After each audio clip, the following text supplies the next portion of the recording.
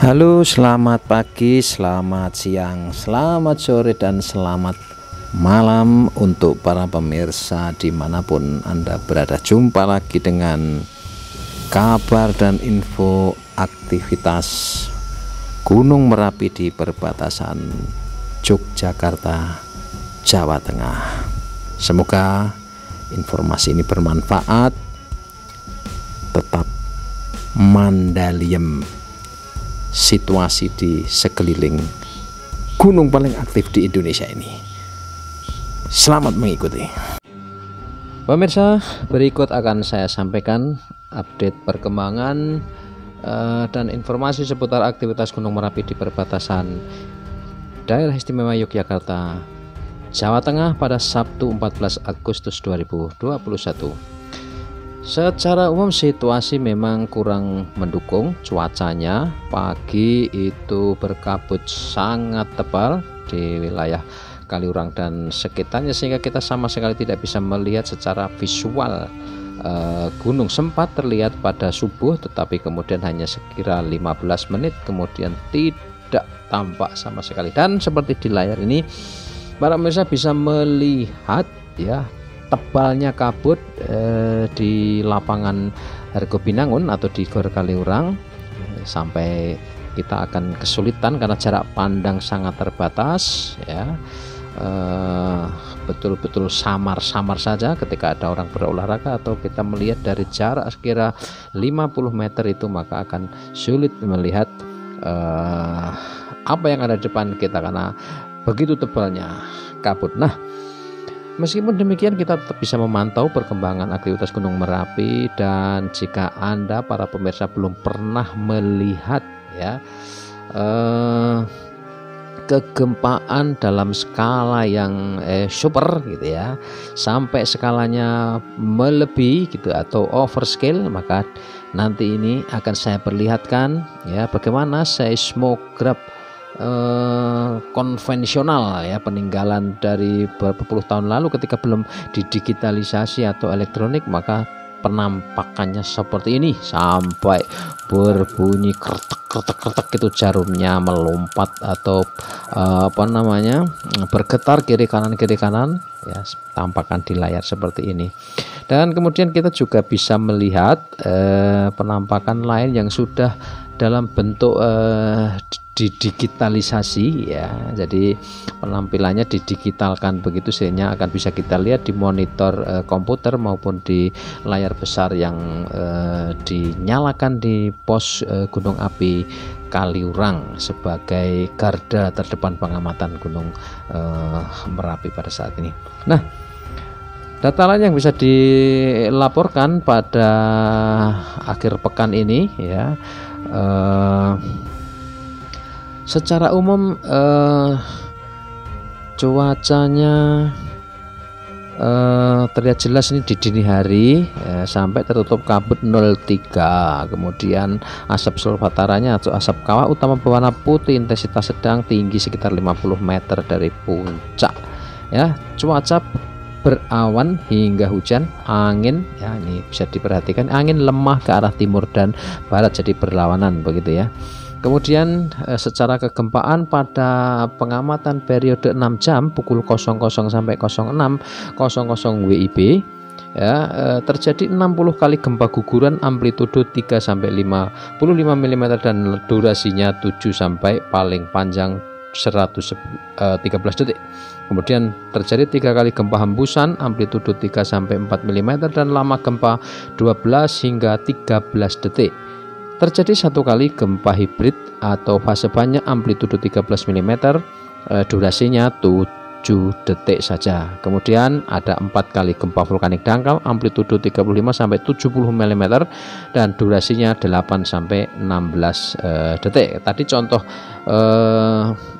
gempa yang di mesin seismograf konvensional itu adalah gempa vulkanik dangkal atau gempa vulkanik tipe B, biasanya ditulisnya VTB atau VB saja, vulkanik tipe B, artinya itu gempa-gempa yang terjadi di permukaan ya, karena aktivitas jalannya material magma ya. Kedalamannya kurang dari 1,5 km dari permukaan. Biasanya gempa vulkanik dangkal ini akan mengindikasikan terjadinya aktivitas permukaan yang akan diakhiri dengan ekstruksi magma, baik dalam bentuk lava, guguran lava maupun awan panas ya. Tetapi awan panas tidak selalu muncul setiap kali terjadi guguran atau ekstrusi magma. Nah, itu periode 6 jam pada pukul 00 sampai 06 BIP. Kemudian dilanjutkan hasil pengamatan dan perkembangan yang terjadi pada pukul 06 sampai 12.00. Ini hanya terjadi satu kali gempa awan panas guguran ya, amplitudo 60 mm dan durasi 158 detik, tapi ini tidak teramati dari arah selatan dan barat daya. Kemudian terjadi 59 kali gempa guguran, amplitudo 3 sampai 50 mm dan durasinya 8 sampai 133 detik.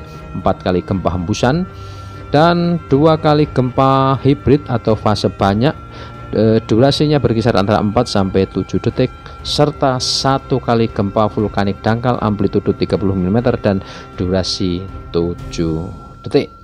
Nah, ini adalah laporan rutin harian dibagi menjadi periode 6 jam ya pengamatan. Kemudian kita juga mendapati laporan sehari sebelumnya sepanjang 24 jam pada 13 Agustus 2021, dan seperti sudah dijelaskan oleh Kepala BPTKG Dr. Hani Umaida pada Jumat sore, ada penurunan kegempaan internal. Itu penting untuk kita lihat, tetapi aktivitasnya masih tinggi ya. Jadi secara keseluruhan pada 13 Agustus atau sepanjang Jumat 13 Agustus ini terjadi 9 kali awan panas guguran.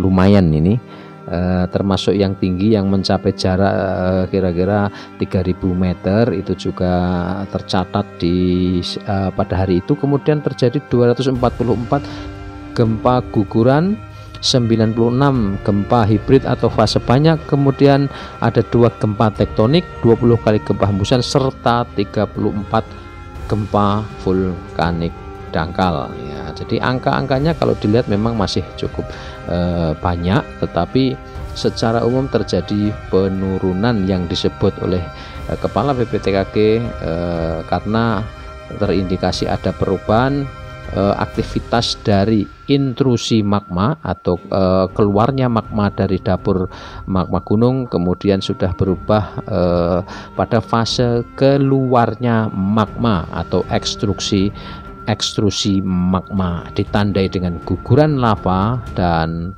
awan panas. Nah, di laporan pada periode 13 Agustus ini juga disebutkan deformasi atau laju rata-rata pemendekan EDM Babatan. Jadi ini alat ukur yang ada di Babatan, pos Babatan di kecamatan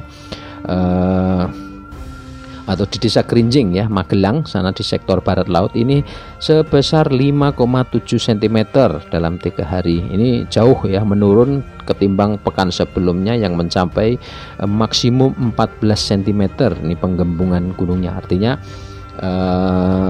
setelah mencapai puncak pada tanggal 6 Agustus itu deformasinya mencapai 14 cm, maka kemudian terjadi ekstrusi magma. Habis itu guguran pada 8 Agustus itu jauhnya mencapai 3000 meter ke arah hulu Kali Bebeng, di sebelahnya Kali Kerasak di Kabupaten Magelang.